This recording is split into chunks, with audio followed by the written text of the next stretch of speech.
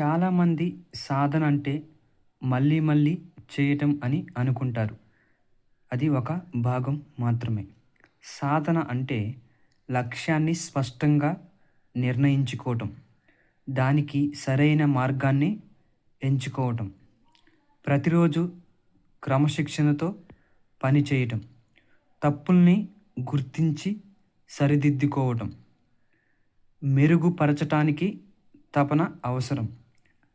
అంటే సాధన అనేది శరీరంతో చేసే పని కాదు, మనసుతో చేసే నిర్ణయం.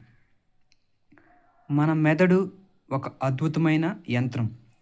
మనం ఒక పనిని మళ్ళీ మళ్ళీ చేస్తే మన మెదడులో కొత్త నాడి సంబంధాలు ఏర్పడతాయి. అంటే ఏమిటి?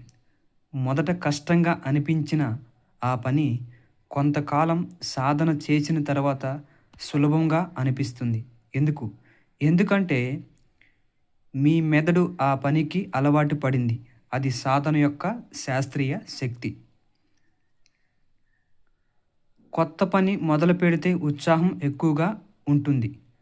పనిలో కష్టం కనిపిస్తుంది. ఫలితం వెంటనే రాదు.